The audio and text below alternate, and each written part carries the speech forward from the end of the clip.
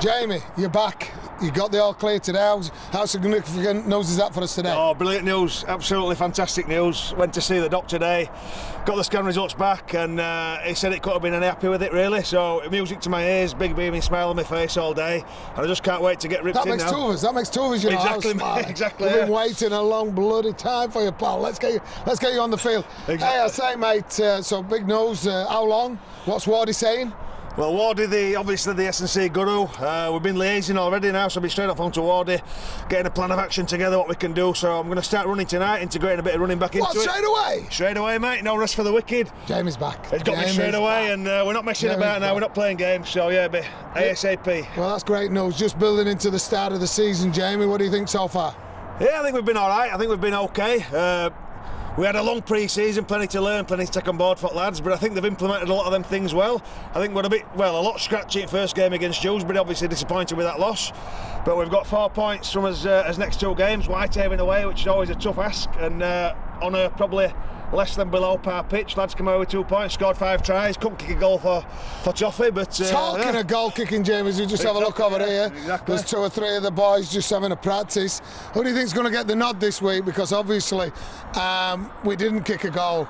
Patch is out here, Dom's out here. Hey, who's that? Is that John Davis practicing? I think it's John Keane or John Davis. Oh, is it John Keane? No, it's John Davis, I'm mate. not sure, He's out there. You can tell times are now when we've got Johnny Davis out there having a go. They're all having a go. What about Jamie Langley having a bit of a pop? I'm not quite sure about that. Obviously, he said the knee's good, but I don't know if it's that good just yet. Yeah, he's bottling it. He's bottling it. Can you believe it? He's bottling out of the goal kicker. I don't fancy that pressure. Oh, look at that. Sweet as a nut. In between. Hey, Dom, leave it. Leave it. Quit while you're ahead, my boy. Quit, mate.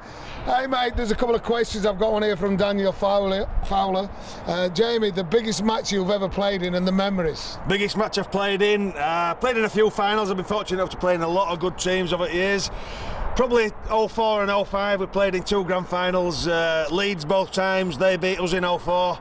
We beat them in 05. I think there's no other feeling really can compare to playing in a grand final. And I'd say they're probably the biggest moments in my career. Up to date. Is there anything you can share with us? It flies by so What about quickly. the night? It must have been a big It wasn't so much a night, mate. It was more like 3 nights, 3 days. Wow, that's... The Super League trophy went missing, and well, the less said about that, the better, really. That's beautiful. Yeah. A question here from Kieran Rooney. Why does Jamie have grapefruits for his biceps? Well, listen, I can tell you a bit of story about that. We're in the gym the other day and he's there and that was the warm-up, and this was the middle, and at the end, like this. Jamie, what's going on with your biceps, They're not just painted on these, mate. They're not just painted on. Nah, I think it's just genetics, pal. I think that's all it is. I do a little bit here and there. Wardy, obviously the S&C guru that he is, he always questions me. He says, "Why do you have biceps in every workout?" But I said, "Well, you've got to maintain. They don't just grow by themselves, these, you know." So obviously I've got a bit of genetics as well, because we know you like an holiday tour as well, don't you? Curse for the girls and all that sort of stuff, yeah. So you got to maintain them. You've got to keep them looking good. I've asked for the shirts to be hired as well on the sleeves. Vests. You want to play vests? Well, I want to. What's to play vests? Let's get the vests out there. Why not? When summer rugby, let's get the vests on. When is JD? Quit. JD, you're not getting the job, pal. It's over. Wide right. No good. Right, you got any questions on there for me? I have indeed, yes. This question's from Jake Rooney. I'm presuming it's no relation to Wayne. Which grand final win was your favourite? Well, they're all favourites because they're all wins, aren't they? And that's the most important thing. You know, whether it was 2006 and whether it was, you know, the last few, in 4 years we've been to 3 grand finals. We lost the first one. They always say you've got to lose the first one to win the second, don't you? Correct. We won the second, we won the third. A little bit disappointed last year that we got knocked out in the semi-final, because I think if we'd have got 3 on the bounce, I don't think any team would have ever beaten that. But 2's still tough, you know, and I like the one against Featherstone, I've got to say that. You know, my mate Daryl Powell was coaching him the first year. We got him back on the second year. Of course, he was gracious in defeat. Yeah, I'm sure allegedly. It was. Knowing Daryl, yeah. But you know, that was a sweet moment for me, because I had a couple of fond memories and times at Featherstone, so that was very important to me. Yep. This is also from Jake Rooney. Did those grand final wins come anywhere near the feeling after Wembley '98? Now, I know you talk a lot about Wembley '98. We heard about it at least once a week, not lads? So Do them feelings compare to that? Oh, there's no feelings for that. That can compete with that, Jamie. Because at the end of the day, as we're growing up as young boys, we want to be professional rugby league players. Yep. You want to represent your country, but you actually want to play at Wembley, the Twin Towers, don't you? The Allo Turf. And luckily enough, we did that. And the bit I remember about it. Before, during, after, it was sensational. You know, everybody writ us off, and I think when you're that big, the longest odd, underdogs, then to win something like that was significant. So yeah, the rank, because they're all important to you, but they were fond memories. But that was in my playing days. You know, the coaching days now is what I love.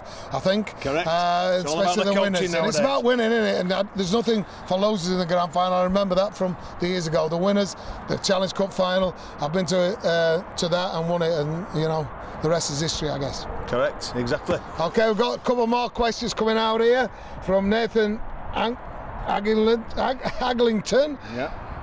Who of all the Eagles players has the most unusual pre-match ritual or superstitions, Jamie? That would have to be, without a shadow of a doubt, Mr. Dwayne Straffer. Is that before or after or all the time? This is just all the time.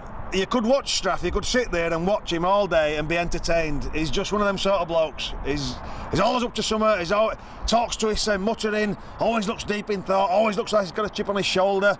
He'll sit there before the game, he'll have about 4 different gum shields, he'll try each one out, make sure which one's right. And his phone on his phone, obviously, He'll do his boots, he'll do his boot laces about 4 times, making sure they're the exact same lengths. He'll tie him, he'll untie him.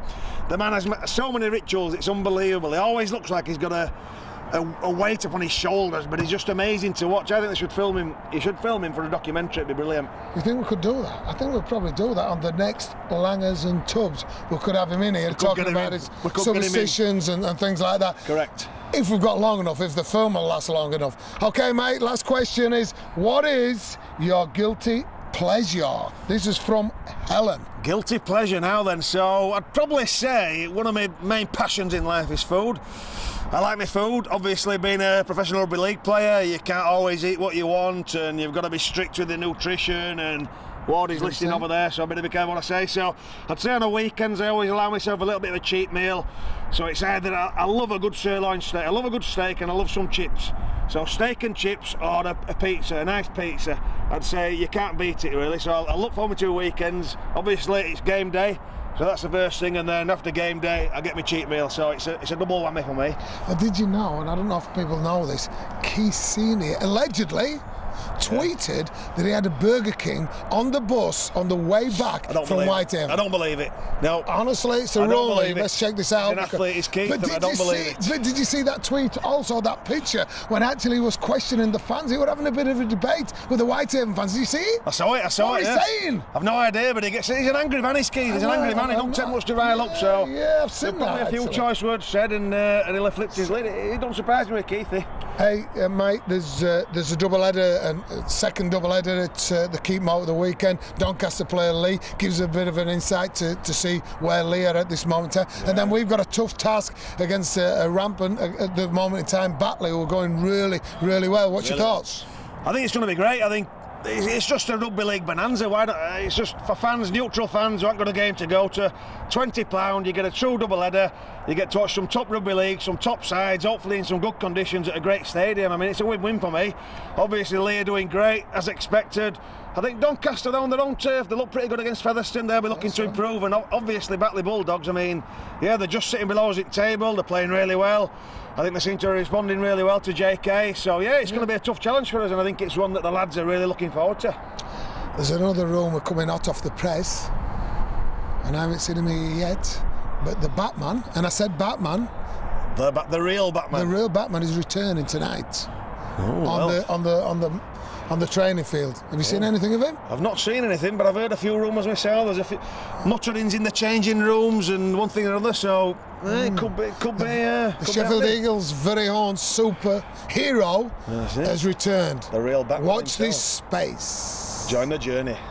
#.